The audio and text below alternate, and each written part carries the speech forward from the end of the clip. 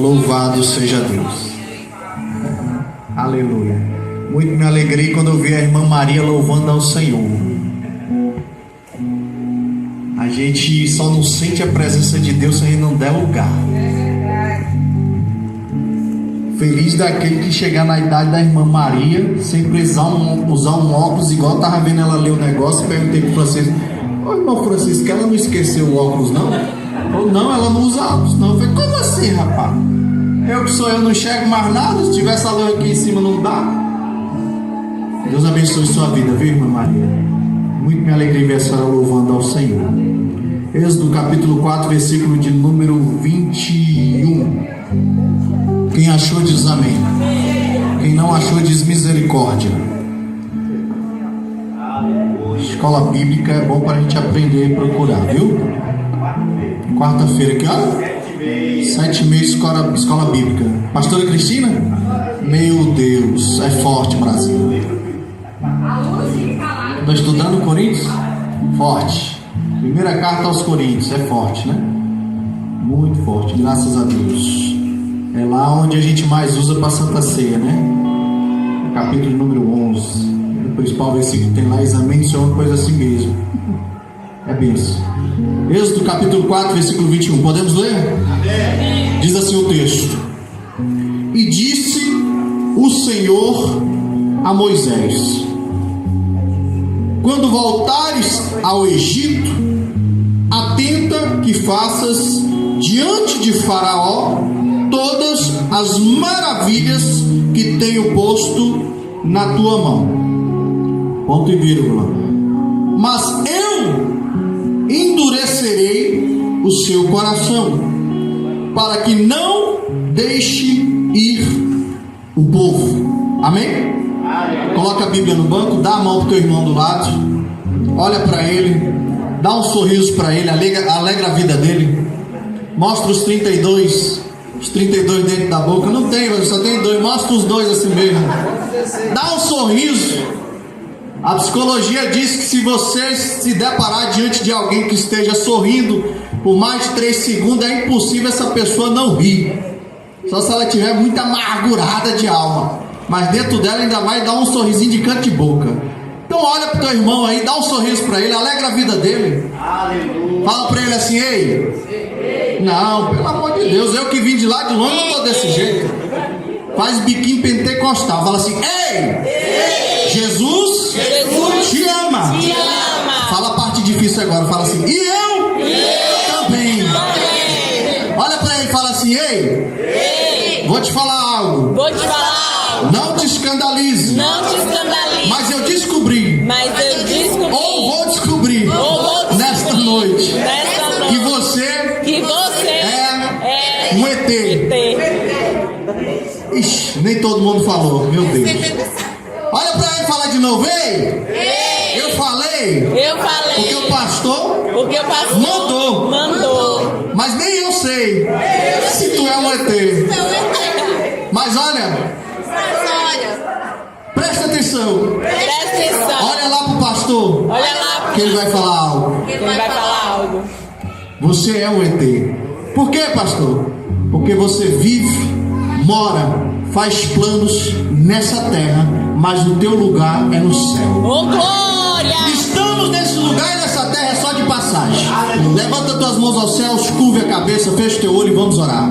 Pai amado querido, mais uma vez eu oro ao Senhor, mais uma vez eu glorifico e exalto o teu nome, não invalidando a oração de ninguém, mas complementando e juntando, papai amado querido, para que junto forme um clamor, para que o Senhor nesta noite abra os céus em direção a este lugar e manifeste a tua glória, assim como está escrito no livro de Isaías, no capítulo número 6, onde o Senhor encheu o templo com a tua glória. Pai amado querido, peço ainda que o Senhor venha desfazer, aniquilar, repreender toda ação maligna das trevas contra as nossas vidas, contra a vida dos vizinhos, contra a vida das pessoas dessa cidade que é o Santo Antônio descoberto. Que o teu nome seja glorificado e exaltado nesta noite, em nome de Jesus. Amém? Senta dando glória misturado com aleluia, glorificando o nome do Senhor. Glorificado e exaltado é o nome do Senhor. Êxodo, capítulo de número 4, versículo de número 21. Parte A e parte B. A parte A é o Senhor falando com Moisés. E ele diz e dá algumas ordenanças e fala o que vai acontecer. E quando eu penso nesse texto, quando eu penso nessa história, é inevitável nós não nos lembrarmos quem escreveu o livro de Êxodo. Foi o próprio Moisés, amando do Senhor, por volta do ano 1450 a.C., ou seja, há mais de 3.500 anos atrás.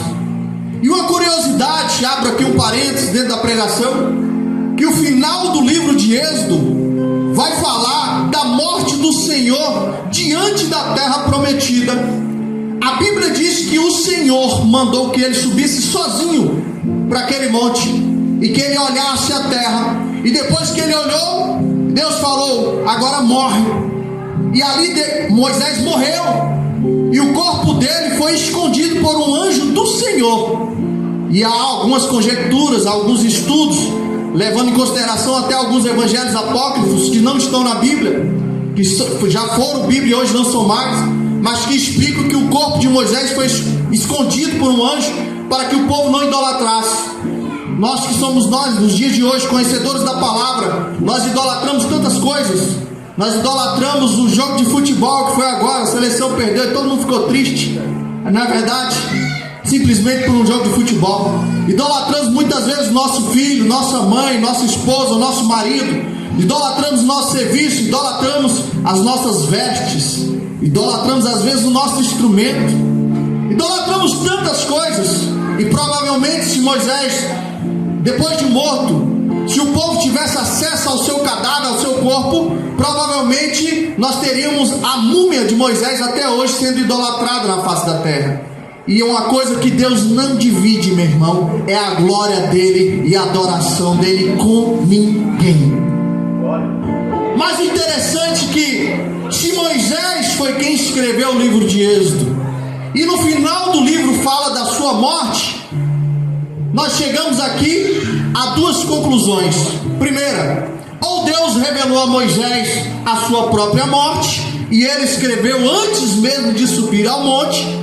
Essa seria uma situação que eu talvez ache pouco provável, porque se alguém escrever sobre a sua própria morte, ali vai te trazer angústia. Uma das pessoas que viveu isso foi Jesus, no Monte das Oliveiras, na noite que foi traído, na noite que foi entregue por Judas. Ele foi preso e antes disso ele estava orando. Ele foi, subiu com alguns dos apóstolos, deixou para que orasse e subiu ao cume do monte, ao ponto mais alto. A Bíblia diz que ele ali sentiu a angústia da morte e por causa disso ele suou gotas de sangue. Se Moisés, aqui que escreveu o livro de Êxodo, tivesse sabido, se tivesse sido revelado a ele que ele iria morrer e para ele mesmo escrever sobre a sua própria morte, provavelmente ele nem subiria ao monte, porque ele ia dizer: Deus, eu não vou subir, porque o Senhor já me revelou que eu vou morrer nesse monte, eu não quero morrer, apesar de estar com 120 anos de idade. Essa é a primeira hipótese. A segunda hipótese, e é que é pregada por muitos teólogos, é que alguém escreveu essa parte e completou o livro de Êxodo depois de Moisés estar morto. Mas de uma forma ou de outra, nós temos que reconhecer o milagre e a onipotência, a onisciência do nosso Deus. Porque se foi Moisés que escreveu, ou se foi alguém que escreveu, esse alguém não estava lá, porque o texto diz que Deus mandou ele subir sozinho. Então Deus teve que revelar para alguém para que escrevesse esse livro. O que nos deixa muito abismados, porque a Bíblia por si só se completa. Mas trazendo aqui, a história começa lá atrás, para nós entendermos a história onde Deus endurece o coração de Faraó. Nós falamos que Moisés escreveu isso 3.500 anos atrás, mas a história começa antes ainda.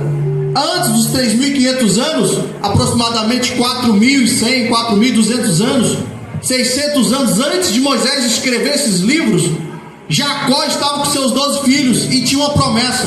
A Bíblia vai dizer no livro de Gênesis que o Senhor, o próprio Deus, no Gênesis capítulo número 12, versículo 1 em diante, vai dizer: Abraão, sai da tua terra, do meio da tua parentela, para uma terra que eu hei de te mostrar. E mais na frente, na sequência do texto, Deus vai fazer uma promessa a Abraão, dizendo: onde tu pisar a planta dos teus pés, eu te darei por herança. E quando você vai fazer um estudo de geografia bíblica, você vai ver que Abraão sai de Ur dos Caldeus, hoje o Iraque, sai de Ur dos Caldeus e vai até na parte de cima, onde hoje é perto da Turquia.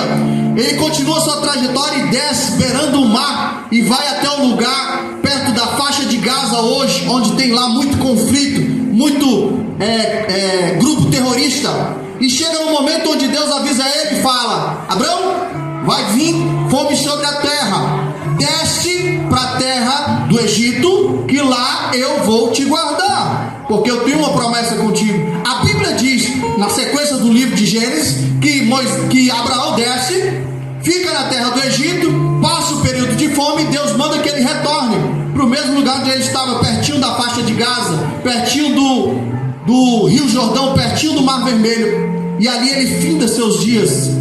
Mas a Bíblia diz que Deus prometeu para ele que a terra onde ele pisasse, ele daria por herança. E se você for estudar geografia bíblica, hoje o estado de Israel é exatamente o trajeto, faz fronteira aonde Abraão pisou seus pés e fez todo o desenho, cumprindo a palavra do Senhor.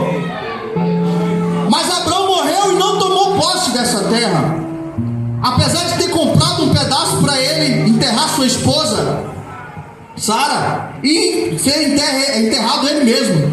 De Abraão gera Isaac, de Isaac gera Jacó, os patriarcas, Deus de Abraão, Deus de Isaac, Deus de Jacó. Quem nunca orou desse jeito? Quem nunca começou uma oração dizendo assim: Deus de Abraão, Deus de Isaac, Deus de Jacó? Muitas das vezes nós somos apenas como papagaios, replicamos e repetimos o que ouvimos falar, e não está errado nisso, porque a Bíblia diz lá em 1 Coríntios capítulo 11, onde está sendo estudado nessa igreja, no versículo de número 1, Paulo vai dizer a Corinto assim: sede meus imitadores, assim como eu sou de Cristo. Assim também está escrito lá em Efésios, no capítulo número 5, versículo também 1, sede meus imitadores, assim como eu sou de Cristo.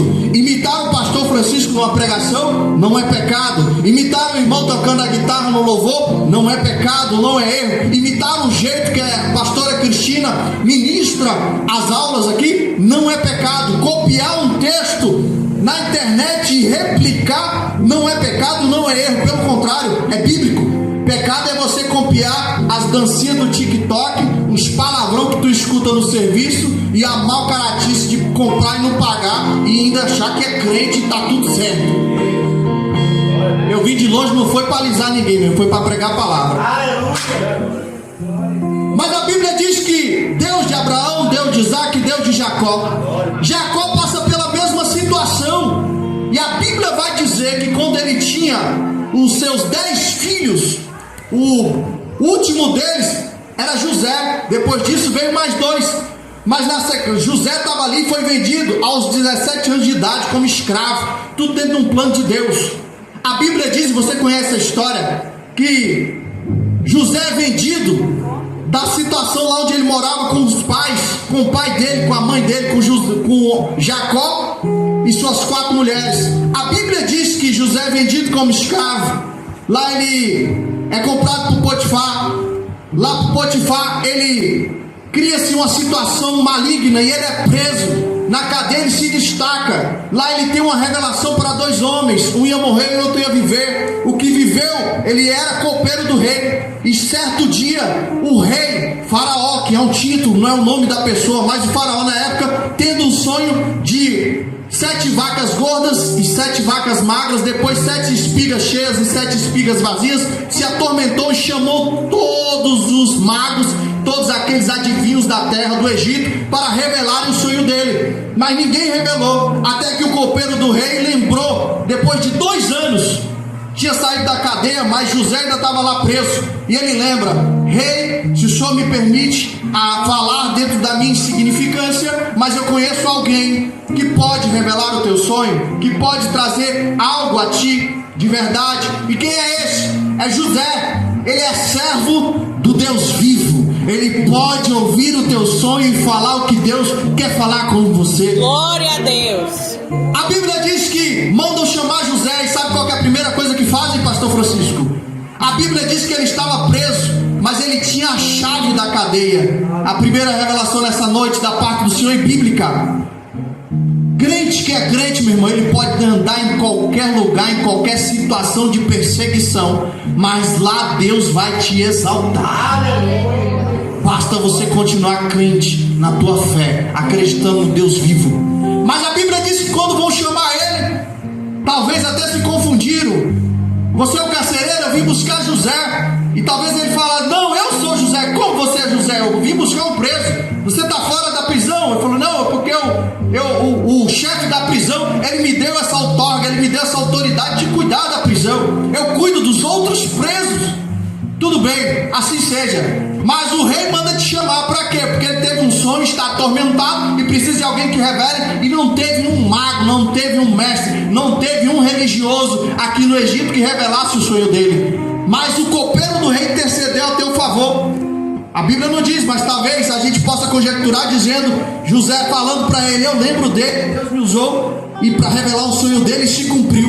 É mesmo? Então bora, José. Mas você não pode ir desse jeito. A Bíblia diz que a primeira coisa que faz com José é raspar sua cabeça, raspar a barba dele, dar veste nova, dar um banho nele, colocar um calçado, colocar uma túnica dele para ele poder se apresentar diante do rei. E aqui a gente consegue extrair mais uma revelação bíblica. A gente, para se apresentar diante do Senhor, não pode ser de qualquer forma. Aleluia. Você tem que estar banhado, cabelo cortado, barba feita, uma roupa adequada. Você tem que estar com um bom perfume, um bom calçado. Você está indo se encontrar com Deus Todo-Poderoso. Às vezes nós vamos trabalhar, nós colocamos a nossa melhor roupa, o melhor perfume. Às vezes, se você esqueceu o perfume e estiver trancando a porta, você fala: esqueci de passar o perfume. Você volta para borrifar o perfume para não chegar fedendo no serviço. Mas às vezes, para nos encontrarmos com o Senhor nosso Deus, nos cultos que nos são ministrados nas igrejas, às vezes a gente não faz tanta questão de nos arrumar ou colocar a melhor roupa. E quando eu digo isso, eu não digo que você tem que vir de smoke para a igreja ou gastar 30 mil reais numa indumentária. Não! Deus conhece a tua necessidade, Deus conhece a tua capacidade, mas Deus conhece o teu zelo. Deus sabe se o copo que você tem, por mais simples que seja, ele está bem lavado e com a água limpinha, com todo um zelo. Eu vi aqui, cheguei, o pastor Francisco me deu o copo, eu já achei bonito. A água estava aqui separada, aí me falando: ali tem água, pastor. E depois o pastor Francisco também: coloca a tampinha para não cair nem mosca dentro. Eu falei: meu Deus do céu, isso é que é zelo, né? Misericórdia. Fica sabendo, pastor, que eu só ganho mais um galardão, porque a Bíblia diz e afirma que quem dá um copo de água fria ao profeta recebe galardão de profeta. Então hoje cumpra essa palavra na tua vida mais uma vez. Mas a Bíblia diz que José vai até a presença do rei. Ele revela o sonho e diz: rei, eu sei a interpretação do teu sonho, então diga, José, qual é? Ele fala: olha, Deus manda te dizer que virá um período de fome sobre a terra, mas antes do período de fome na terra virá um período de bonança. As 7 vacas gordas será o período de bonança, as 7 espigas cheias será o período de bonança. Agora as 7 vacas magras serão 7 anos de peleja, de prova, de luta, de escassez, de fome na terra, assim como as 7 espigas vazias. E aí ele fala para José: então o que eu tenho que fazer? Ele fala assim: olha, eu tenho uma ideia. José era administrador, ele aprendeu dentro do cárcere, ele aprendeu dentro da casa de Potifar. E aqui tem mais uma revelação do Senhor. Às vezes a gente reclama dos lugares que a gente nos coloca, mas José aprendeu, foi na situação de escravo, para depois ser um administrador do Egito. Tire proveito de de onde quer que você esteja. Pastor, é porque o senhor não conhece onde que eu estou. Se você está lá foi porque Deus permitiu, porque Ele tem algo para te ensinar. Toma posse disso que Ele está te treinando. José vira para ele e fala: eu aconselho o senhor nos 7 anos de bonança que ajunte um pouquinho.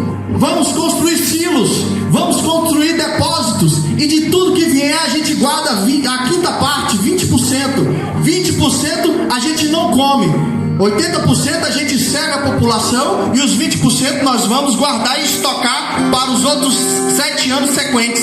E o que aconteceu, nós sabemos a história. O Egito foi a terra onde proveu alimento para a humanidade naquele período da história, há mais de 4.000 anos atrás. Naquele período, só o Egito tinha comida. Os povos tinham que ir até o Egito, dar os seus pertences a troco de nada, simplesmente por comida, para não morrer de fome. Ou seja, Deus levantou um servo seu para estar no meio de uma situação difícil, mas para salvar a humanidade. A história continua. Imediatamente Faraó tira um dedo, tira um anel do seu dedo, coloca um anel no dedo de José, e ali diz: agora ele é governador do Egito. Acima dele só tem eu que sou o Faraó, mas abaixo de mim logo vem José. Ninguém vai estar acima dele no Egito. Ei, a situação que tu está passando difícil é porque Deus quer te colocar no lugar de honra. Deus quer te colocar no lugar de honra. Não murmure, não reclame, tire proveito, tem de bom ânimo, fé, vai passar. A Bíblia diz que toda luta, toda peleja, toda prova, ela tem um período. Foi lido aqui nessa noite, Salmos capítulo 30, versículo número 5, parte B. O choro dura uma noite, um período de noite, mas ao amanhecer vem a alegria. Ou seja, a prova é só um período, mas logo vem a questão da alegria, logo vem a bonança, e a gente esquece o período ruim, nem lembra mais. Mas o texto continua. A Bíblia diz que depois de Abraão, Isaac e Jacó, Deus muda o nome de Jacó para Israel, que quer dizer aquele que luta com Deus. E aqui a gente tem que fazer uma interpretação e explicar. A Bíblia, quando diz Israel, aquele que luta com Deus, não é que luta contra Deus, mas é aquele que luta ao lado de Deus. A palavra Israel quer dizer aquele que tem Deus lutando ao seu lado. Agora eu te pergunto, se Deus mudou o nome de Jacó para Israel, aquele que Deus está do lado dele lutando, tem como alguém vencer Israel? Acho que não, né? Deus quer fazer o teu nome Israel também. Deus quer colocar no teu sobrenome Israel. Ele está o tempo todo pedindo para que você faça uma aliança com Deus, porque Ele quer lutar junto contigo. A gente aqui é cabeça dura e não aceita e não ouve a voz de Deus. Mas a Bíblia diz, e depois desse período, passou-se o período dos 7 anos gordos, o período de 7 anos de prova, de luta e de fome. E a história continua. Só que com isso, José é esquecido. A história de José é esquecida. Porque quando a terra estava passando fome, a Bíblia diz que Jacó, que já tinha sido mudado o nome para Israel, estava lá na terra de Canaã, passando fome. E os seus irmãos vão até o Egito, não sabiam que ele era governador, e quando chegam lá, compram comida, voltam, e de lá voltam de novo para comprar comida, e aí José se revela, e tem toda a história, você conhece.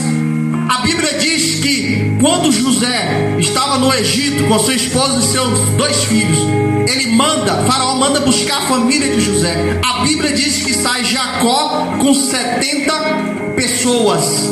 Eles vieram 70 pessoas para morar no Egito. Passa-se esse período, mas a história dos hebreus é esquecida. Muda-se o Faraó, passa de pai para filho, e vem o neto, e vem o bisneto. Daqui a pouco o Faraó que está lá olha para o povo hebreu, já não são mais 70 pessoas, já não é mais um grupinho pequeno de pessoas que não mete medo em ninguém, mas fazendo as contas, já são 3,5 milhões de pessoas. E Faraó olha e fala: este povo já está mais numeroso do que o nosso povo. Se eles se revoltarem, não tem como a gente segurar, vamos escravizar. E aí o povo hebreu sai da situação de salvador do Egito na pessoa de José para a situação de escravos. A Bíblia diz que eles passam 400 anos nessa situação, escravos no Egito, comendo apenas resto, legumes. Quando conseguia criar alguma coisa escondida, ainda comia. Mas era uma situação escrava. Escravo não tem direito. Escravo não tem direito nem mesmo de ter vida. Se você for estudar o que representa ser um escravo, você vai ver que é pesado, que é duro. Você vai ver que as provas que a gente passa não chega nem perto do que aquele povo passou. Não chega nem perto da situação da pessoa que está na situação de escravo. Mas a Bíblia diz que, no livro de Êxodo, a Bíblia diz, logo no começo do livro de Êxodo, que o Senhor ouviu o clamor dos hebreus. Eu acho que o povo não entendeu não, Francisco. A Bíblia diz no começo do livro de Êxodo que o Senhor ouviu o clamor daquele povo. Cadê o clamor? Deus está o tempo todo de ouvidos abertos, só esperando a tua voz. Mas a gente não quer falar com Deus, porque se a gente falar com Deus ainda fica bonito, mas quando chama para o culto de oração, que é o mesmo falar com Deus, o culto se esvazia, porque nós queremos as bênçãos do Senhor, mas nós preferimos passar 400 anos como escravos de que nos dobrarmos e falarmos com o Senhor. Pastor, que palavra dura. Não tem um refresco? Tem. A palavra do Senhor mesmo, é ela. De mim não posso fazer nada. A Bíblia diz que eles estão 400 anos escravos, mas a Bíblia também diz que o Senhor escuta o clamor do povo e levanta um libertador. O nome dele é Moisés. E a Bíblia diz que a perseguição já vinha de antes, porque o próprio faraó, para não ver a população dos hebreus crescendo mais, tinha um decreto que toda criança de 2 anos para baixo tinha que morrer. Então quando Moisés nasce, tinha uma ordem para as parteiras matar os filhos dos hebreus. Mas milagrosamente, e para a humanidade inexplicavelmente, mas biblicamente para os crentes, nós vimos o milagre e o agir de Deus. Aquelas parteiras não mataram e não delataram o filho chamado Moisés, o filho de Joquebede. A Bíblia diz que naquela situação estava muito apertado, ele é colocado num cestinho. E há quem diga que Moisés subiu o rio Nilo, e tem toda uma história, uma outra hora eu prego isso. Mas a Bíblia diz que Moisés vai parar na mão da filha de Faraó. E quando a mulher pega o menino, ela fala: vou criar, mas como é que eu vou amamentar ele? Do lado quem está? Miriam, a irmã consanguínea de Moisés. E ela tem uma ideia e fala assim: eu sei quem pode amamentá-lo. Ela falou: você é hebreia? Sou hebreia. Tem uma mulher hebreia que acabou de dar a luz, ela pode dar mamar para esse menino. E como é o nome dessa mulher? É Joquebede. Faz o seguinte, serva, pega esse menino aqui. Qual o nome que eu boto nele? Miriam fala assim: Moisés, bota Moisés. Moisés. Pega Moisés e leva para essa mulher. Como é que é o nome? Joquebede. E como é teu nome? Miriam, tá certo. Miriam, pega minha serva, leva o menino e fica cuidando ele até a idade de 2 anos. Quando ele tiver 2 anos que desmamar, você traz para mim. Imagina Joquebede, depois de botar o filho de noite no rio Nilo, correndo o risco de descer correnteza abaixo e parar no mar aberto, correndo o risco de virar o coisa, o menino morrer afogado, correndo o risco de vir um jacaré e comer, correndo o risco de vir uma cobra engolir, correndo o risco de vir qualquer bicho peçoento engolir aquele menino. Mas no outro dia, imagina Joquebede prostrado, orando a Deus, amargurada porque teve que botar o seu filho naquele cestinho, mas confiando no Senhor inexplicavelmente. De repente bate na porta dela uma comitiva egípcia, com soldados egípcios, com servos egípcios, e na frente Miriam indo para as paredes: mamãe, corre que os egípcios estão aí na porta. O que é, minha filha? O que eles devem fazer? Já não chega a ter perdido o teu irmão? Agora eu vou ter que nós vamos, que eles vão matar a gente? Não, mamãe, é notícia boa. Chega para a porta que nós temos notícia boa. Enquanto Joquebede chega, os soldados e a serva perguntam: você que é Joquebede? Sou eu mesmo, a filha de Faraó, você está amamentando é verdade, ela mandou você cuidar desse menino porque ela achou esse menino no rio, dentro desse cestinho aqui. Imagina a Joquebede olhando para o cestinho e olhando e falando: esse é meu filho.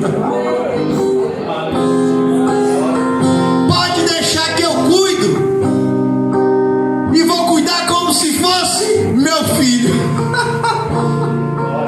Deus é tremendo, meu irmão. Deus não erra nada. A gente é que pensa que Deus está tardando. A gente é que pensa que Deus esqueceu da gente. Ele não esqueceu de nenhum de nós. Ele está cuidando da gente nos mínimos detalhes.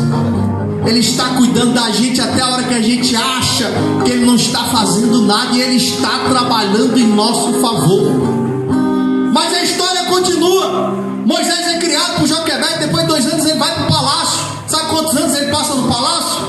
38 anos. Ao todo, 40 anos ele passou no Egito. E eu preciso adiantar. Tem até que hora, pastor? Meia-noite? Misericórdia. Vocês não estão orando pelo relógio, meu irmão. O sangue de Jesus tem poder. A Bíblia diz, e nós podemos comprovar, Moisés morou 40 anos no palácio. Lá ele foi criado como egípcio. E com 2 anos a criança não tem memória. Então ele não tinha memória nenhuma de ser hebreu. Ele viveu, cresceu e foi criado como egípcio. Lá ele estudou. Lá ele se formou e era doutor em economia. Lá ele era doutor em engenharia. Lá ele era doutor em química, em física. Ele ajudou a construir vários monumentos faraônicos lá no Egito. Mas a Bíblia diz que aos 40 anos de idade ele descobre que tem sangue hebreu. E se tem uma coisa que puxa, meu irmão, é o sangue. O teu parente, ele pode ser ruim o tanto que for, ele pode te dar trabalho o tanto que for, mas você não abre mão.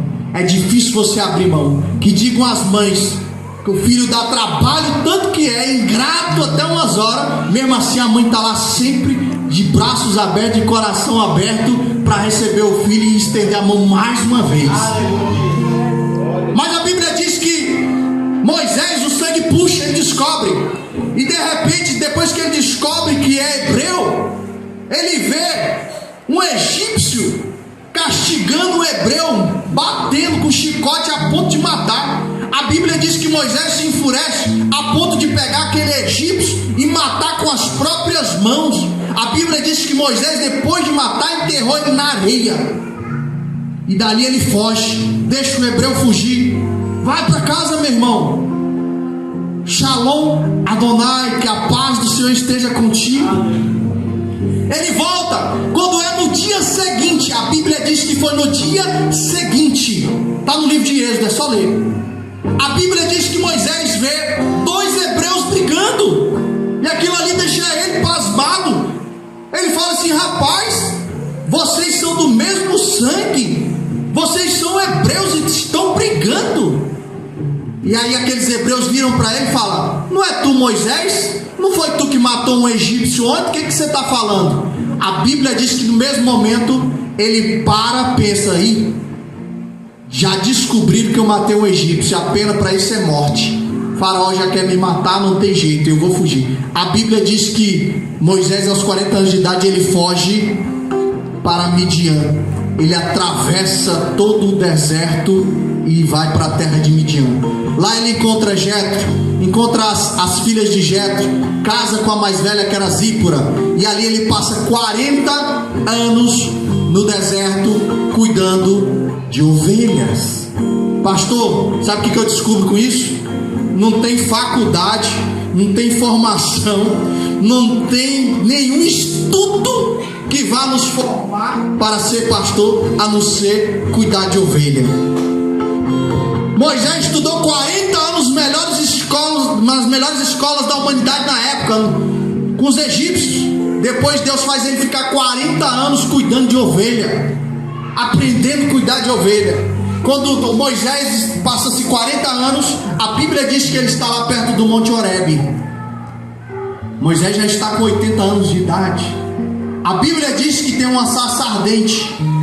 É muito poético e muito bonito falar sarça ardente, mas trazendo para o Brasil, para o nosso português, é um capim pegando fogo. A diferença é que era uma sarça que não se consumia. A mesma coisa você vê pegando fogo num capim, num mato, e fala, ué, mas não sai fumaça, não queima, o capim está aí o tempo todo? Vai chamar a atenção de qualquer pessoa. A Bíblia diz que Moisés é chamado a atenção por aquilo ali, por aquela sarça que pegava fogo e não se consumia. E sabe o que acontece? Ele imediatamente começa a dar passos em direção àquilo, até a hora que ele escuta, ele ouve a voz do Senhor: Moisés, Moisés. Deus fala o nome dele por 2 vezes. E aqui já tem uma outra parte do Senhor. Alguém que chama o teu nome 2 vezes, meu irmão, é porque te conhece e te conhece muito bem. Se eu ver Francisco andando no shopping e ele não me viu, eu vou chegar por trás dele e vou falar: Francisco, Francisco. Ele, opa, alguém me conhece. Não é um Francisco, será que sou eu? Não, Francisco, Francisco. Deus conhecia Moisés antes do ventre da mãe dele. Ele foi levantado para ser libertador de Israel. A Bíblia diz que no Monte Horebe Deus fala com Moisés, e a primeira coisa que Deus fala com Moisés é: Moisés, não te chegues para cá, para que não morra. E outra, tira a sandália dos teus pés, porque o lugar onde tu pisa é santo. Tem uma explicação porque Moisés tirou, em algumas traduções está sapato. Tem uma explicação porque Deus mandou Moisés tirar o sapato do pé. E eu não vou explicar aqui nessa noite, que é uma pregação para outro dia de pelo menos 1 hora.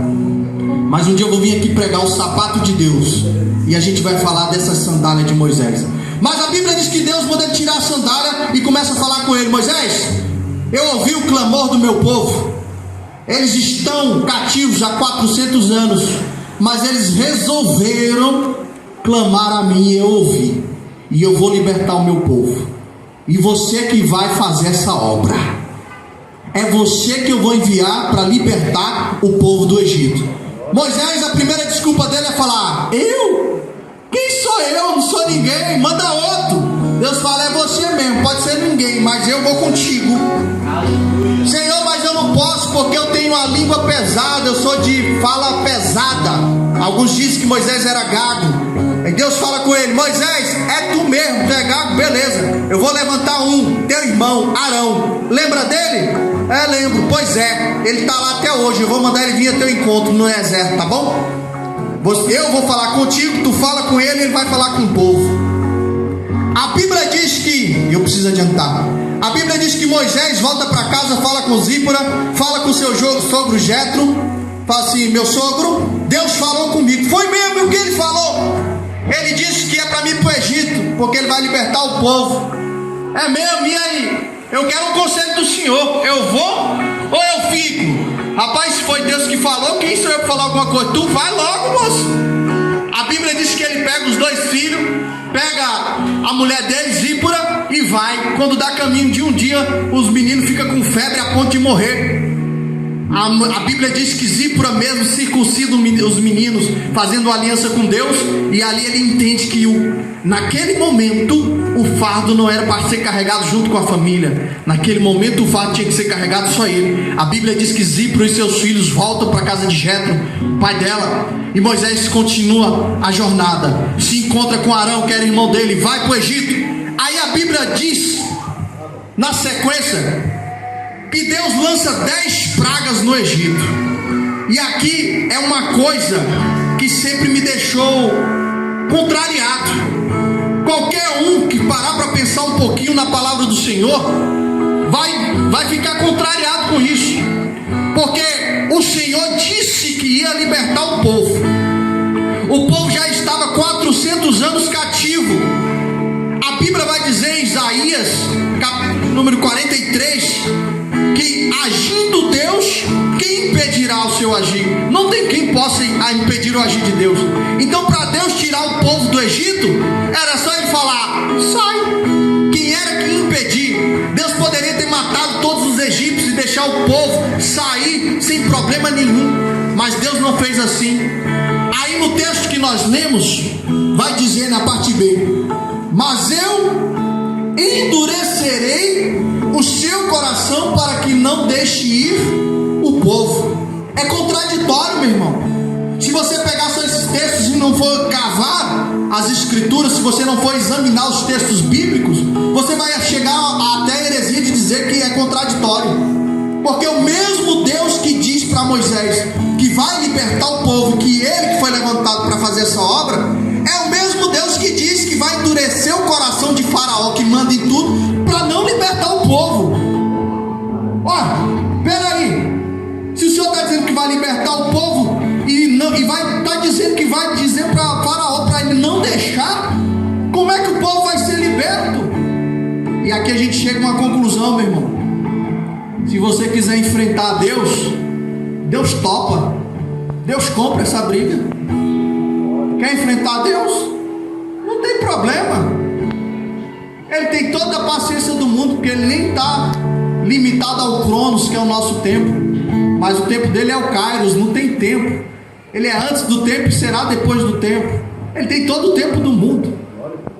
Quer enfrentar Deus? Quer bater de frente com Deus? Ele topa, não tem problema. Ele ainda vai te ajudar a enfrentar ele. É o que está na Bíblia, pastor, não estou falando heresia. A Bíblia diz que quando Moisés chega lá e com Arão, no outro dia eles vão falar com o Faraó. Sabe o que ele fala para Faraó? Faraó, voltei aqui depois de 40 anos, estou com 80 anos, e o Deus dos Hebreus me mandou aqui para dizer que vai libertar o povo, que é para você libertar o povo. E se você não libertar, ele vai transformar as águas do rio Nilo em sangue, as águas dos rios em sangue, e até as águas dos potes que tu bebe água e do copo vai virar sangue. Faraó vira para ele, não foi por acaso, mas foi Deus que disse que endureceu o coração dele, e falou assim: sabe o que o Faraó diz?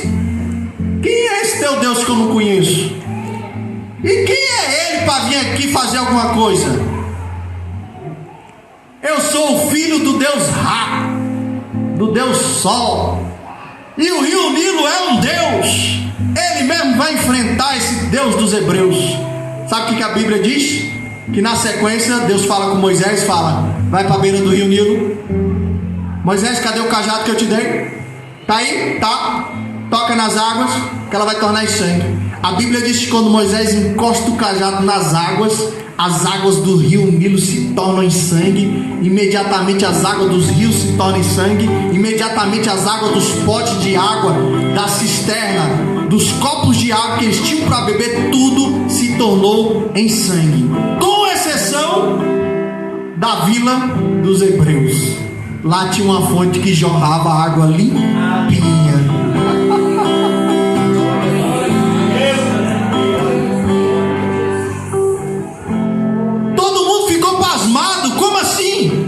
A Bíblia diz que morreram os peixes daquele rio.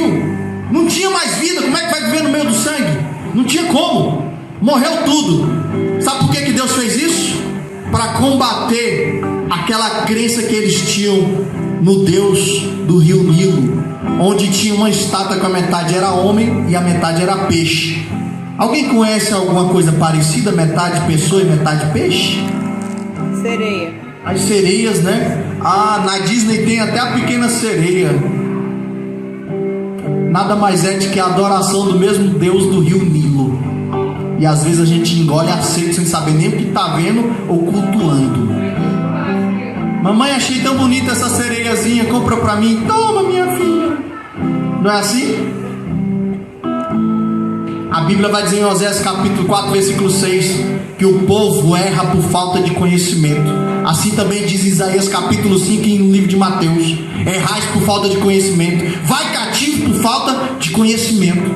Nós temos acesso ao conhecimento, que a Bíblia é sagrada. Não lemos porque não queremos. Eu preciso adiantar para terminar, que meu horário já está acabando. Mas a Bíblia diz que Deus lança mais 10 pragas. Todas essas pragas, Moisés e Arão vai até Faraó e fala: Deus manda libertar o povo, senão ele vai mandar a praga das moscas. Deus manda libertar o povo, senão vai mandar a praga das rãs. Deus manda libertar o povo, senão vai lançar a praga dos animais para morrer boi e vaca. Deus manda libertar o povo, senão vai vir a praga das chagas. Deus manda libertar o povo, senão vai vir a praga da saraiva, que é chuva de pedras. Bíblia diz que todas essas pragas, nas 9, Deus endureceu o coração de Faraó e não libertou o povo. Mas na 10ª praga, Deus chama Moisés e fala: Moisés, essa é a praga dos primogênitos. Esta é a praga que confronta o Deus Ra. Essa é a praga que confronta o Deus Sol, onde eles mesmos se intitulam deuses. Faraó vai libertar o povo e fala para ele que quem não tiver a marca do sangue do cordeiro nos umbrais das portas, eu vou matar o primogênito. O anjo da morte vai passar e vai matar o primogênito, tanto da pessoa quanto dos animais. A Bíblia diz que eles vão e falam a Faraó. Faraó nessa noite não dormiu. A Bíblia vai dizer que mesmo no meio da noite, Faraó chama Moisés e Arão, no meio da madrugada, e fala a seguinte frase: meu Deus, é forte.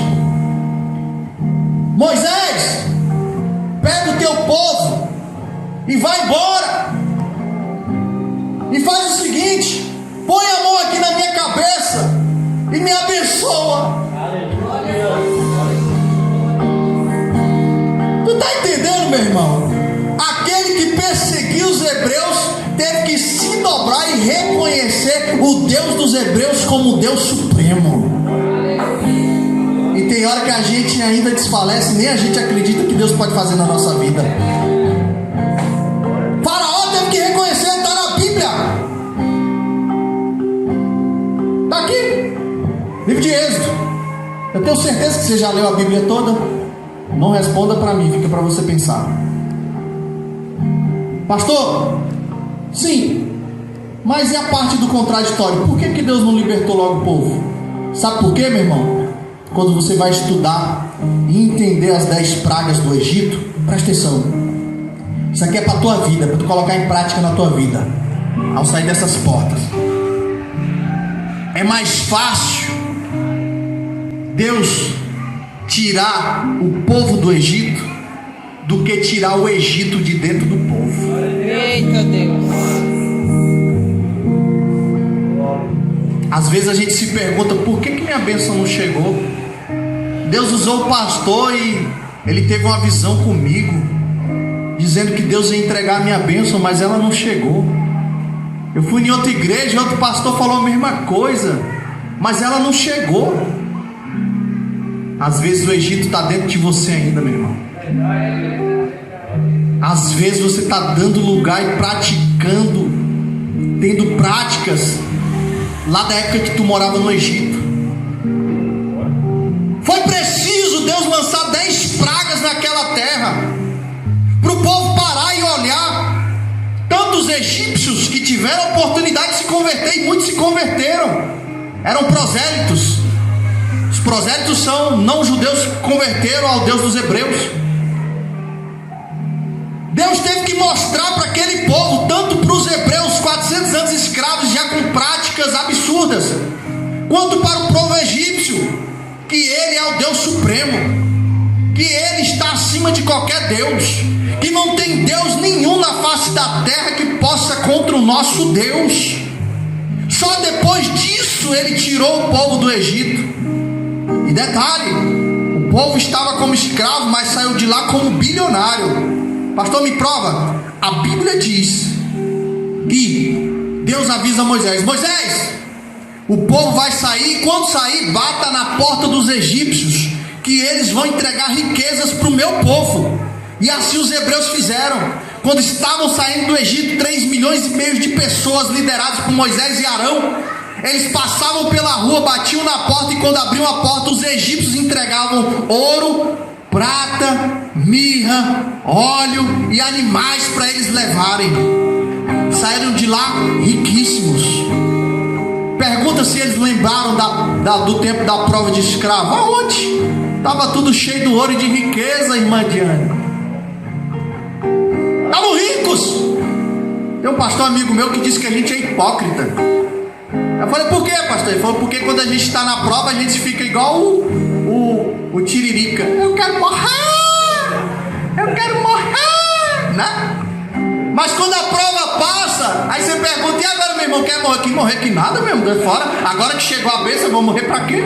Tá doido, né? Sai fora. Deixa eu adorar a Deus aqui, curtir minha bênção. Mas rapaz, foi Deus que me deu. Sai fora. A gente é hipócrita, é assim mesmo. Mas quando tá na prova, a gente quer logo morrer. Ah, Jesus, me leva. Ah, Jesus.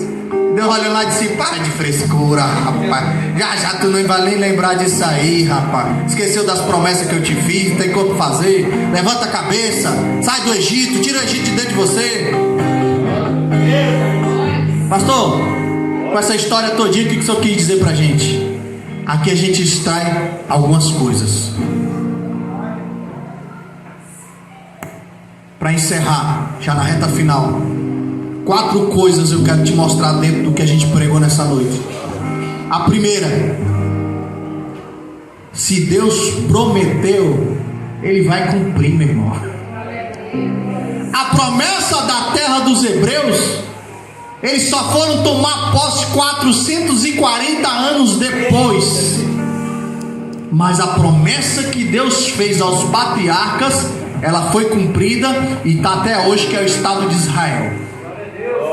Para a gente comprovar e dizer: se Deus prometeu, Ele cumpre. Quem tem promessa do Senhor? E levanta a mão e dá glória a Deus. Tem promessa que tu já até se esqueceu, não é verdade? Tem promessa que a gente até esquece, que passa tanto tempo. É obrigado Deus às vezes nos dá uma cutucada para a gente lembrar e sonhar de novo, porque a gente abriu até mão. Às vezes Deus te prometeu uma Mercedes conversível e você está falando assim: não, se vier um Fusquinha tá bom. Mas Deus não quer te dar um Fusca, Deus quer te dar uma Mercedes conversível. Deus quer te dar o melhor. Isaías capítulo 1 versículo 19. Se você quiser, tem que querer. Isaías 1,19. Pega para você ser próspero. Quem quer ser próspero aí? Levanta a mão e dá uma glória a Deus. Isaías 1,19. Se quiserdes e obedecerdes à voz do Senhor, comereis o melhor dessa terra. O problema é que a gente não quer obedecer. O problema é que a gente quer pegar e obedecer só o que a gente quer. Hoje é igual self-service. Quando Jesus vem bota o banquete, aí você fala: não, Jesus, eu não vou comer essa aqui não, que esse giló é muito amargo. Eu vou comer nesse arroz branco aqui não. Eu prefiro só essa lasanha, a picanha. Não, carne de segunda também não quero. A gente não quer obedecer, a gente quer pegar só o que a gente quer. É igual self-service. Só vou cumprir o que eu quiser. Não é o que Deus mandou não, é o que eu quiser. Primeira coisa que a gente traz dessa história dos hebreus: se Deus prometeu, Ele cumpre. A segunda coisa, presta atenção, Deus só entrega a nossa bênção e a nossa promessa se nós estivermos preparados. Deus não vai entregar a tua bênção se você não estiver na posição. Tem gente que entrou aqui pedindo para Deus falar: pastor, Senhor, por que eu não recebo minha bênção? Fala comigo. Aí acha que a gente vai passar mel, mas a palavra do Senhor é dura. A Bíblia diz que ela é amarga, mas produz um efeito de vida. Para Deus entregar as promessas que Ele fez na tua vida, você tem que se enquadrar na posição. Não precisa as 10 pragas do Egito, não. Se converte na primeira praga. Reconhece Deus como Senhor e Salvador da tua vida. Vai fazer a obra do Senhor, vai cumprir tua chamada. Pastor, eu não sei qual é a minha chamada. Aqui tem um anjo da igreja. Pastor, eu não sei qual é a minha chamada. Me bota para fazer alguma coisa. Eu preciso trabalhar e contribuir com o céu, porque a minha bênção está atrasada. E eu posso olhar para rostos aqui e ver que a bênção está atrasada, meu irmão. Você já era para estar, com a bênção na mão, Tem tempo. Vai ficar orando, pedindo a Deus a mesma coisa quantos anos? 1 ano, 2, 10, 20, 30. Vai cair os dentes pedindo a mesma coisa e não vai tomar posse. Deus só vai te entregar a bênção quando você estiver na posição. Deus só colocou o povo, só tirou o povo do Egito depois das 10 pragas para eles entenderem. Depois disso eles ainda passaram 40 anos no deserto porque murmuraram. Só depois disso tomaram posse da terra prometida para poder estar lá hoje. Só no momento que eles entenderam, tiraram o Egito de dentro deles e se renderam ao Deus verdadeiro. Quer tomar posse da vitória? Quem quer receber a bênção do Senhor aí? Levanta a mão. Levanta bem alto para Deus anotar lá no céu. Te coloca na posição. Deus vai entregar a tua bênção. Deus não entrega a bênção se você não estiver preparado. Duas coisas. Terceira, Deus não entrega a bênção para murmurador. A Bíblia vai falar até no livro de Provérbios para os homens. É melhor o homem, a Bíblia em Provérbios vai dizer que o homem prefere morar num deserto de que viver com uma mulher rixosa, uma mulher resmungona, reclamona, aborrecida, de cara fechada, amarrada. A Bíblia vai dizer que até a tristeza salta de alegria. Por que a gente fica com o cara amarrado, meu irmão? Às vezes minha esposa fala assim, dá um sorriso para a foto, eu falo, mas eu já estou sorrindo. É porque deu uma inchada, né? Deus foi misericórdia, as bênçãos do Senhor engordam. Deu uma inchada e às vezes a gente sorri, não sai sorriso mais, né? Mas por dentro eu estou sorrindo. Eu não tenho direito de me entristecer, porque Deus cuidou de mim ontem, cuidou hoje, e eu tenho certeza que vai cuidar amanhã. Aleluia. Mateus capítulo 6, versículo 33. Buscai primeiro o reino do céu e a sua justiça, e todas essas coisas, não é as demais, pregam por aí as demais, mas é todas essas coisas vos serão acrescentadas. Que outras coisas? Começa no início do versículo 1 do capítulo 6. Lá ele fala de onde você morar, você comer e de você vestir. Se você buscar em primeiro lugar o reino de Deus e a sua justiça, essas coisas nunca vai te faltar. Vai ter prosperidade na tua vida. Mas o terceiro ponto eu disse que aquele que murmura, Deus não entrega a bênção. O pastor me prova na Bíblia. A Bíblia diz que depois que eles saíram do Egito, depois das 10 pragas, eles atravessam o Mar Vermelho, eles vão direto para o Monte Sinai. No Monte Sinai Deus manda Moisés ficar 40 dias, entrega a tábua com os 10 mandamentos. Quando eles descem, eles tinham feito um bezerro de ouro, com o ouro que tiraram do Egito. Moisés quebra as tábuas dos 10 mandamentos e aborrece. Também quebra o bezerro de ouro, quebra tudo logo. E fala, vocês não podem adorar esse Deus. O Deus vivo não aceita esse tipo de coisa. E Deus fala com Moisés, ele volta para o monte de novo, para o Monte Sinai, fica mais 40 dias de jejum e oração, levou as tábuas, porque da primeira vez Deus deu as tábuas para Moisés, mas na segunda Deus fala para ele assim, como tu quebrou, agora tu pega as tábuas, vai talhar ela na pedra direitinho e leva as duas morra acima, viu, para tu largar de ser besta. Eu poder quebrar a tábua? Sobe, fica 40 dias orando com ela lá, abraçado com ela, para tu aprender, que eu vou dar os 10 mandamentos de novo. Moisés desce depois de 40 dias. Eles marcham em direção a Midian, encontram com Zípora, a mulher dele, os 2 filhos, Jetro, as cunhadas, tudo, junto àquela população. Naquele momento, 3 milhões e meio de pessoas estavam dando trabalho para Moisés, marchando em direção à terra prometida. Deus levanta 70 ajudadores, pastor Francisco. Ou vocês acham que o pastor Francisco dá conta de carregar a obra sozinho nas costas? A gente até se cala porque a gente se sente envergonhado, não é? Porque nunca nem ofereceu ajuda. Pastor, o senhor está dirigindo a Kompa para buscar o povo. O senhor não quer que eu dirija no seu lugar? Pode ficar em paz, vai orar, buscar a Deus para o senhor trazer uma palavra do céu. Pastor, o senhor tem que lavar a igreja. É o senhor que tem que correr atrás das coisas, do relógio também, fazer grade, arrumar energia. O senhor está precisando de ajuda? Meu pastor, o senhor quer uma oração? O senhor está bem? É duro, mas é a verdade. A Bíblia diz que grande é a seara e poucos são os ceifeiros, os trabalhadores. Sabe qual é a pessoa que mais trabalha na igreja? Aliás, a pessoa que mais sofre na igreja não é o pastor, é a mulher do pastor. Porque o pastor, além de ter que aguentar as ovelhas, não, o pastor aguenta as ovelhas, a pastora aguenta as ovelhas e o pastor. Porque ele só reclama para ela. Ou ele já foi reclamar para algum de vocês? Poxa, irmão, poxa, não sei o quê. É quando deita a cabeça no travesseiro lá, que pensa que tá tudo em paz, ele... Pois é, Cristina, o negócio tá difícil. Ou já pedi tanto para Deus até para me levar, porque eu não tô aguentando mais não. Ô povo para dar trabalho. Já ligaram pro pastor lá não sei aonde, ele falou, Deus me livre. Já passou o meu tempo, graças a Deus. Já teve dia de eu vir 3 vezes nesse Santo Antônio resolver problema de gente. Sair 43 quilômetros, voltar, vir outro e voltar de novo. Não é pra qualquer um, né? Hoje eu vejo, rapaz, eu era crente, né? Eu era crente nessa época, graças a Deus. Mas o povo quando sai do Egito, Monte Sinai, as tábuas dos 10 mandamentos, ali Deus colocou uma coluna de fogo à noite para eles não morrerem de frio, porque no deserto à noite faz menos 5 graus.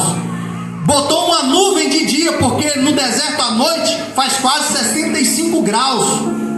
A diferença de temperatura é muito grande. Deus colocou a coluna de fogo à noite, uma nuvem de dia. Deus fez sair água da rocha. Deus fez cair maná do céu para o povo não morrer de fome. Deus reclamou do maná porque comia todo dia. Estou enjoado do maná. Então vou mandar codorniz. Mandou lá um monte de galinhazinha para comer, galinha frita.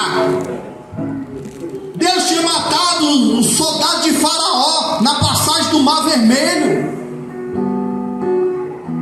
O povo tinha visto tudo isso, mas quando eles chegam pertinho da bênção, Deus para. Números, capítulo número 13, versículo 1, a Bíblia diz assim: e o Senhor falou a Moisés dizendo: Moisés, manda os maiorais das 12 tribos com os servos espiarem a terra que eu hei de dar por herança, que eu prometi a vossos pais. A Bíblia dá o relatório e fala, aí Deus fala assim, ó, manda ver se os que moram na terra moram em tapera, se moram em palacete, se a terra é boa, se a terra é ruim, se o que planta dá, se tem água, se não tem. Olha o povo dessa terra, se eles são grandes, se eles são pequenos, se eles são gente boa, se eles são gente ruim. Olha as armas dele, se eles têm armamento, se eles não têm. A Bíblia diz que ao término de 40 dias voltam os 12 espias e dão relatório. A Bíblia diz que eles começam a dar relatório dizendo assim: a terra que a gente foi espiar e que o Senhor prometeu, ó, rapaz, a terra mana leite e mel mesmo. Tá aqui os cachos de uva. A Bíblia diz que apelidaram o lugar de Vale de Escol, uvas gigantes, porque a Bíblia diz que eles passaram pelo Vale de Escol e o maioral da tribo mandou 2 servos trazer um cacho. Sabe como é que eles trouxeram? Pegaram um varão, atravessaram no meio do cacho de uva, ia 2, um atrás e um na frente, carregando o cacho de uva gigante. Pra mim era cacho de melancia, eu acho, né? Cacho de uva desse tamanho, mas tá na Bíblia, de tão grande que eram as uvas, para mostrar que a terra era boa. Só que aí começaram a dizer, dos 12, 10 começaram a dizer. Só tem um detalhe: o povo que mora lá são os amorreus, os heteus, os jebuseus, os cananeus, os heveus, e eles são gigantes. Não tem como passar esse povo, porque ao nosso olhar a gente é gafanhoto e eles são como gigantes, e ao olhar deles também nós somos gafanhoto e gigantes. Ou seja, eles creem que são maiores que a gente, e a gente também crê que a gente não dá conta não, então não adianta. Mas a Bíblia diz que Deus no meio dos 12 levanta 2, Josué e Caleb. Eles tomam a palavra e falam assim, ó, tão somente subamos animosamente, que é traduzido por fé, porque se tivermos fé, o Senhor nos porá na terra que mana leite e mel. Mas a Bíblia diz que na sequência os outros 10 infamaram essa palavra aos 3,5 milhões de pessoas. Sabe o que esses 3,5 milhões de pessoas começaram a falar? Ah, pra que Moisés veio nos trazer para o deserto? Pra gente morrer no deserto? Não era melhor a gente ter ficado no Egito como escravo? Pelo menos tinha lá uns legumes para comer. Ah, por que Vamos fazer o seguinte: vamos levantar outro líder, vamos matar Moisés, vamos apedrejar ele e esses dois que estão falando besteira. Vamos levantar outro líder e voltar para trás e pedir perdão a Faraó. Quem sabe ele não tem misericórdia e nos deixa morar naquela terra de novo como escravo. Meu irmão, toda vez que a gente está passando numa luta, numa prova, a primeira coisa que a gente pensa é dar um passo para trás, é ou não é? É ou não é? Quantas vezes que a gente já retrocedeu em meio à adversidade, sendo que a gente estava pertinho da terra prometida, a gente estava diante da nossa bênção. Sabe o que aconteceu? E aqui para encerrar, a Bíblia diz que o Senhor falou que ia matar tudinho, mas Moisés rasga suas vestes e fala: se o Senhor for matar tudinho, não desvia não, meu filho, cansou o dedo? Deixa Deus te usar. O louvor expulsa demônios, irmãos. Sério, pastor? A Bíblia diz que quando Davi tocava a sua harpa, saíam os demônios de Saul, tá? Quando tua casa estiver atribulada, põe um louvor lá. É assim que funciona. A primeira técnica para crente expulsar demônio é botar louvor, louvar a Deus. Mas a Bíblia diz que Deus fala que ia matar tudinho. Moisés põe em risco a salvação dele. É a primeira vez na Bíblia que está citando o livro da vida. Ele fala assim: se o Senhor for matar tudinho, risca o meu nome do livro da vida. Eu não quero ir para o céu, não. O que eu vou dizer? Que o Senhor tirou o povo do Egito e matou no deserto? O Senhor não tinha. Vou me perguntar e eu vou dizer o quê? Que o Senhor não tinha condição de botar cumprir a tua promessa? Aí Deus fala para Moisés: Moisés, tá certo, já que tu fez isso, eu não vou matar esse povo tudinho como se fosse um, não. Só que é o seguinte: não vai entrar nenhum na terra que eu prometi, porque são moradores. Se você for ler o texto, Números capítulo 13 e 14, lá Deus fala assim: até quando esse povo vai me aborrecer murmurando? Eles não foi eles que eu fiz atravessar o mar vermelho, que eu tirei do Egito, que eu dei água, que eu botei a coluna de fogo, que eu fiz a nuvem, que eu fiz sair água da rocha, que eu fiz cair maná do céu, que eu fiz o codorniz, que eu fiz chegar até aqui. Por que eles estão murmurando? Até quando que eles vão? Sabe o que a Bíblia diz? Já no capítulo 14, Moisés, e tem outra, de 20 anos para cima ninguém vai entrar, vai morrer tudo no deserto. Só depois disso que vai entrar na terra prometida. Só quem tiver de 20 anos para baixo. Vão ficar 40 anos no deserto. Sabe por que 40 anos? Deus falou assim: para cada dia que forem espiar a terra e voltaram, para cada dia vai ser um ano. Foram 40 dias, então vão ficar 40 anos no deserto. Quando você vai estudar geografia bíblica, você vai ver que o povo ficou rodando em círculo a terra prometida bem pertinho, eles nunca acharam. Primeiro, se Deus prometeu, Ele cumpre. Segundo, se você não estiver preparado, Deus não vai entregar a tua bênção. Terceiro, se você murmurar, Deus não permite você tomar posse da vitória. Amém? Fique sobre os pés.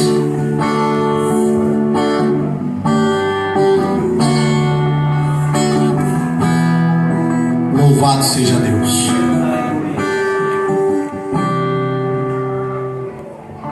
Quem tem promessa de Deus aí, levanta a mão mais uma vez e dá um glória. Você quer tomar posse dessa promessa? Quer tomar posse da promessa? Sim ou não? Sim. Eu ensinei para vocês Isaías 1,19. Se quiser desobedecer, quem quer alguma coisa, quando a gente pergunta, você quer alguma coisa? Quero. Se eu trouxer uma caixa de chocolate aqui que perguntar, você quer? Você vai falar o que? Quero. Quer tomar posse da tua bênção, sim ou não? Sim.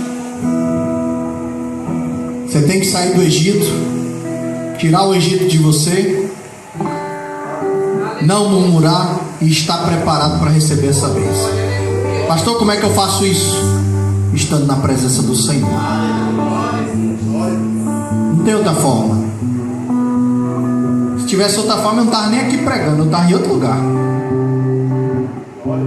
Não tem outra forma. para recebermos as bênçãos do Senhor nessa terra e no final a salvação, nós temos que estar na presença de Deus. E quer saber mais? Efésios capítulo 2, versículo 8 vai dizer que Tiago capítulo 2, versículo 17 também fala a mesma coisa, de uma forma diferente.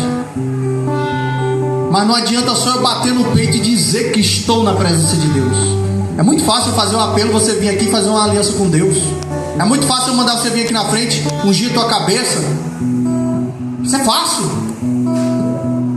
Mas o que quer dizer, se você está mesmo na presença de Deus ou não, é o teu dia a dia. É quando você sai dessas portas. Ser crente aqui dentro da igreja é fácil. Mas quando a gente sai das portas para fora, é que vem os desafios. É que eu tenho que provar se sou crente ou não. É que eu tenho que provar se saí do Egito e o Egito saiu de mim ou não. É que eu tenho que provar se eu estou na presença de Deus, se eu estou preparado para receber a minha vitória. Querer todos nós queremos, mas quem sonda o teu coração, a tua mente, é o Senhor. Ele sabe.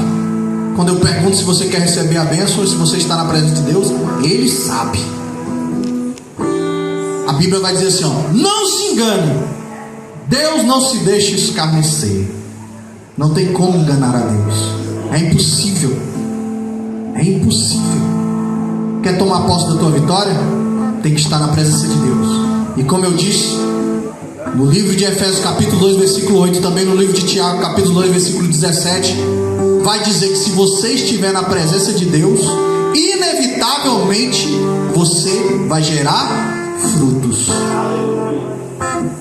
Sabe como eu sei se você está na presença de Deus ou não? Os frutos que você tem dado nessa terra, na obra de Deus.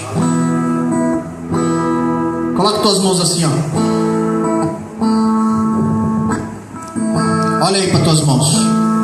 Imagina as bênçãos que o Senhor te prometeu bem aí na tua mão. Eu não sei o que Ele te prometeu, mas tu sabe. Ele te prometeu algo, eu tenho certeza. Imagina aí na tua mão agora. Talvez você esteja pensando, rapaz, por que eu não tomei posse ainda? Deus manda te dizer que a tua bênção está diante de ti. Só depende de você para tomar posse. Quer tomar posse? Quer tomar posse? Fala com Deus e faz uma aliança com Ele. Pergunta para Ele, Senhor, o que eu tenho que fazer para gerar frutos nessa terra, estar na tua presença e tomar posse da minha vitória? Fecha tuas mãos com as tuas bênçãos dentro, com as tuas promessas. Fecha teu olho, curva tua cabeça e nós vamos fazer uma oração de concordância. Eu vou falar e você repete. Fala, Senhor Jesus, Senhor Jesus, nesta noite, eu ouvi a tua palavra e entendi. Neste momento, eu te peço, me tira do Egito e tira de mim o Egito. Tira de dentro de mim tudo que me afasta do Senhor, tudo que me impede de receber a minha bênção, a minha vitória e as minhas promessas que o Senhor fez. Me ajuda a fazer a tua vontade. Me ensina a gerar frutos nessa terra, em nome de Jesus. Em nome de Jesus. Amém? Bate palma para Jesus que Ele merece. Louvado seja Deus.